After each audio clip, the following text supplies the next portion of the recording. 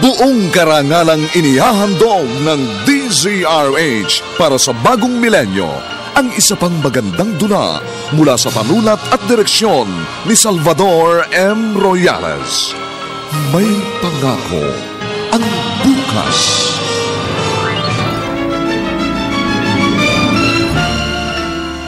Hindi ka arestuhin kung walang ebidensya laban sa'yo! Hayop ka! Wala kang kasing sama! Dugo ng demonyo ang dumadaloy sa mga ugat mo! Dapat ka ring mamatay! Walang kapatawaran ang kahayupan mo! May pangako ang bukas. Kasaysayan ng mga kaluluwang lupaypay na ang pusong hapong-hapo sa tindi ng malabis na pagdurusa. Subalit sa kabila ng lahat, huwag kalilimutang paglipas ng isang dapit hapon ay sisikat ang araw na magsisilbing tanglaw sa sinumang tinakasan na ng kawalang pag-asa. Dahil sa likod ng mga hinagpis ay may naghihintay na ligaya. Sa bawat kabiguan ay may makakamit na tagumpay, laki pang pangarap na sa bawat himaymay ng laman ay muling mabuhay ang dugong nananalaytay sa mga ugat at unti-unting mauusal ang mainspirasyong mga katagang. May pangako ang bukas. May pangako ang bukas. Isa na namang natatanging dulang pangradyo na inyong aabangan at kalulugdan, mag-iiwan ng mga magagandang halimbawa at aral. May pangako ang bukas.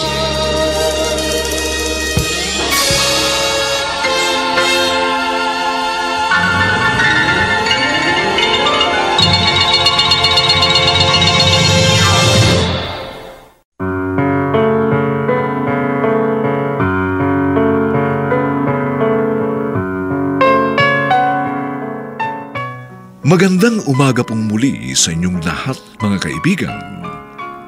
Narito na po ang ikatlong kabanata ng ating tampok na kasaysayan sa linggong ito, pinamagatang Walang Kapatawaran ang Kahayupan Mo. Dito pa rin sa ating natatanging dunang May Pangako ang bukas.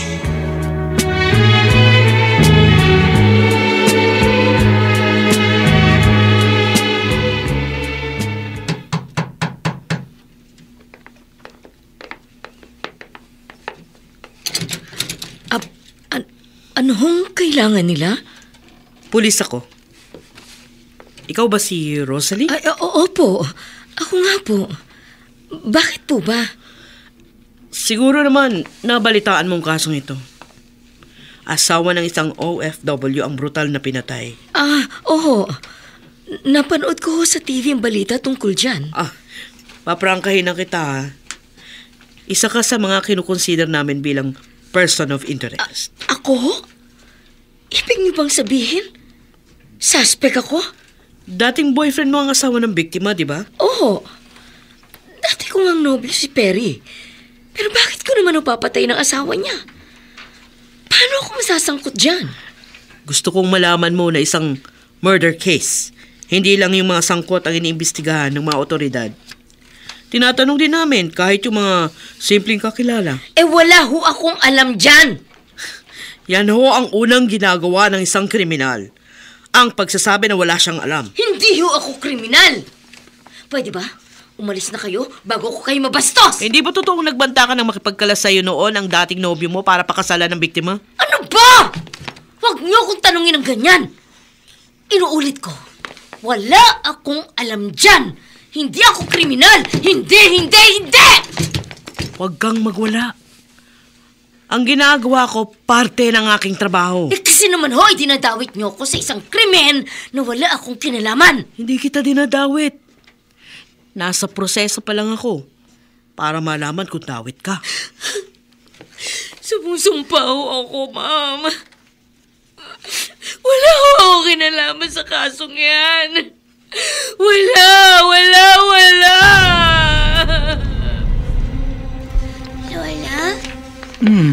Malapit na po dito ang gate ng subdivision namin, diba? Oo, Iris, tama ka.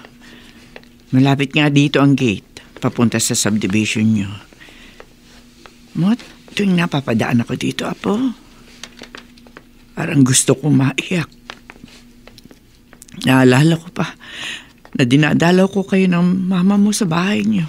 Ay, Lola, kilala ko po ang lalaking yun. Sinong lalaki? Ayun po, yung nakabike. Ayun, pumasok na po siya sa gate. Teka, sino ba lalaking yun? Siya po naglinis ng mga damo sa may harap ng bahay namin bago napatay si Mama. Oh, Diyos ko. Baka may kinalaman ng lalaking yun na sinasabi ng apo ko. Apo, halika. Bilis. Sasakay tayo ng tricycle. Saan pa tayo pupunta? Bakit magta-tricycle pa tayo? Yung sinabi mo, yung kamong lalaking yun na nakita mong kausap ng mama mo bago siya napatay, sabihin natin kay Sargento Remy. Baka siya na nga ang kriminal na pumatay sa nanay mo.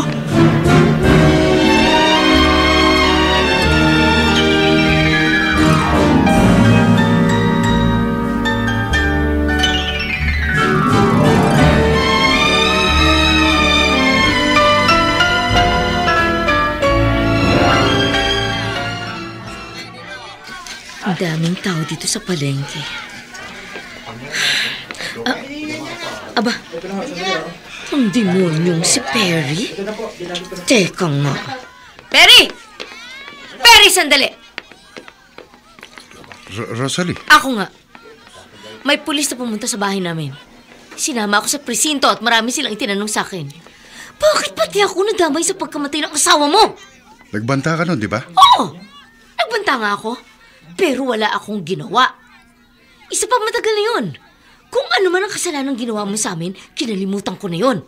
Beno, malay ko. Nasaktan kita. Kaya baka nga gumanti ka. Hanggang ngayon, baluktot ka pa rin mga tuwiran. Hanggang ngayon, conceited ka pa rin. At gusto kong malaman mo, nagpapasalamat akong hindi tayo nagkatuluyan. May nakikita akong mali sa ugali mo. Makasarili ka!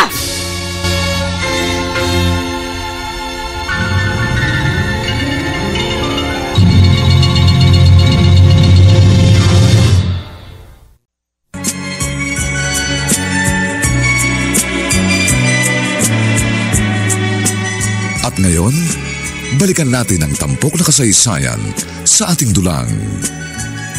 May pangako ang bukas.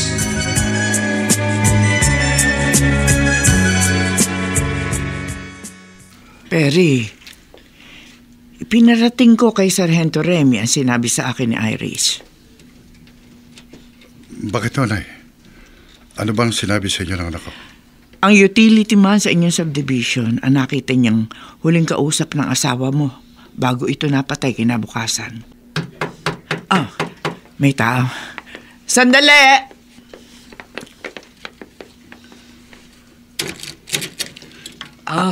Magandang hapon ho, Aling Delia. Sargento, kayo ho pala. Inimbitahan na ho namin sa headquarters yung lalaking sinumbong niyo sa amin. Ang gusto ko sana, makaharap niyo siya para makumprontan niyo. Sargento, ano ang balita? Perry, tamang tama, nandito ka. Sumama ka na rin. Habang kinukumprontan niyo sa investigation doon si Mang Sixto. Nandun lang kami sa kabila. Panonoodin namin kayo sa pamamagitan ng one-way mirror. May hinahanap kaming palatandaan sa demeanor ng isang taong may ginawang krimen. Sumama ka, Perry. Malakas ang kutob ko. Si Mang Sixto na nga ang kriminal na hinahanap natin.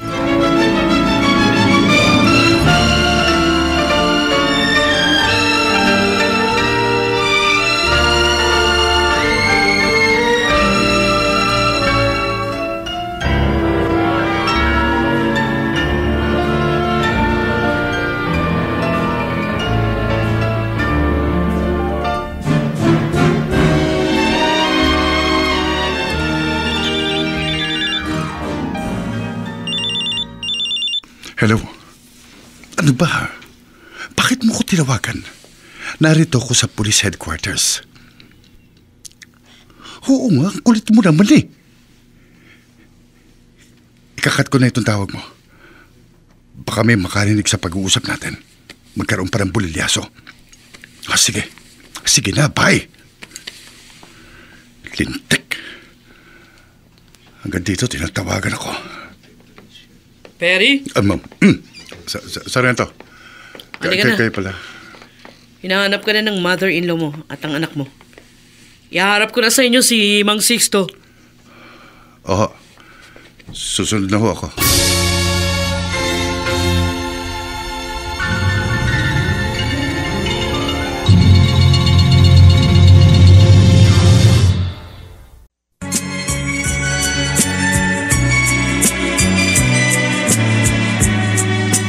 At ngayon, balikan natin ang tampok na kasaysayan sa ating dulang.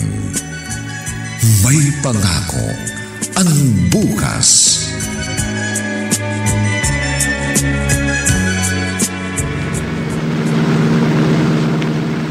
Tatlo na ang person of interest na sinusundan namin. Pero habang nagtatagal, nararamdaman ko nag-iiba yung tinutungong direksyon ng ginagawa naming investigasyon. Kinungukutuban ako. Lakas ang kutob ko. Ang lakas ng kutob ko magkakaroon ng kakaibang ending ang kasong ito na hawak ko.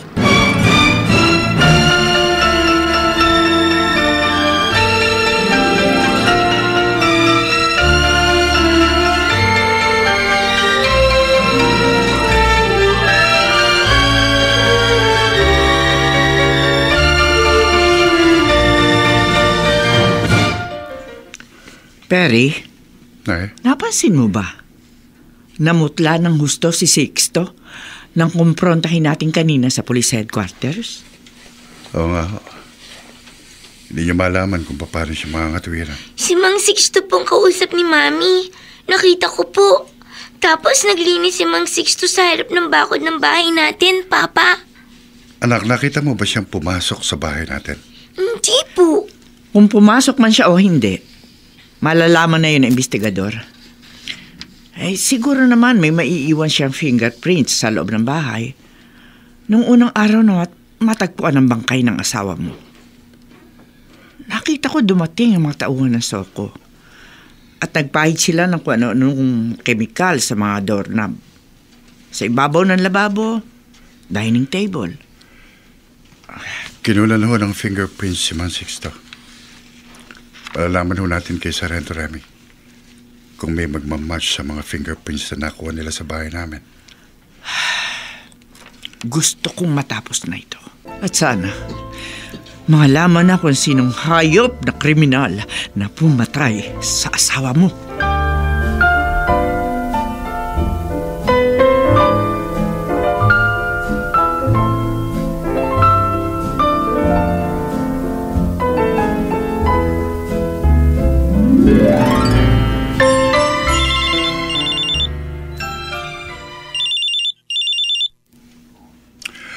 Karina, ano pa? Bakit tumawag ka na naman?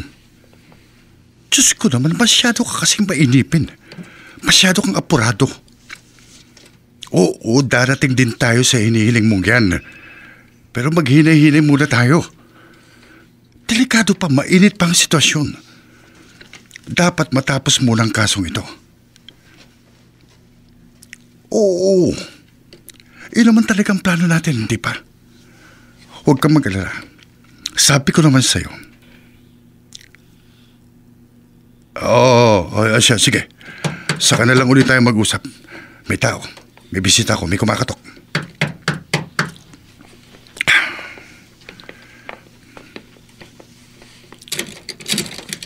Perry. Sargento?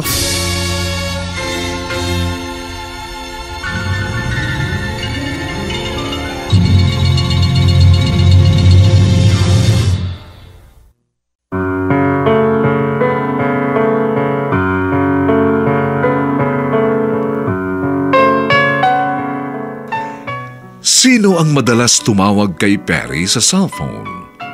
Ano ang sadya kay Perry ni Sargento Remy?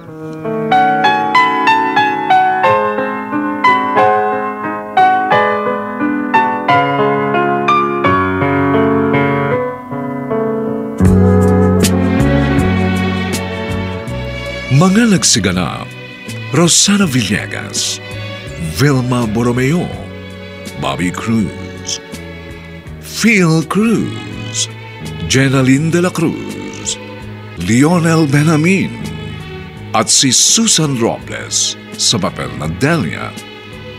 Nilapatan ang tunog ni Jerry Mutia. Sa musika ni Buboy Salong. Superbisyong teknikal ni Eric Lucero. Ang ating kasaysayan ay mula sa panulat ni Alex Areta. At sa direksyon ni Ben Mercado. Ito po ang inyong kaibigan June Martin Legaspi, nag-aanyayang huwag po ninyong kaliligtaang sundan at pakinggan ang mga nalalabipang maiinit at kapanapanabik na kabanata ng kasaysayang ito. Walang kapatawaran ang kahayupan mo. Dito pa rin, sa ating natatanging dunang,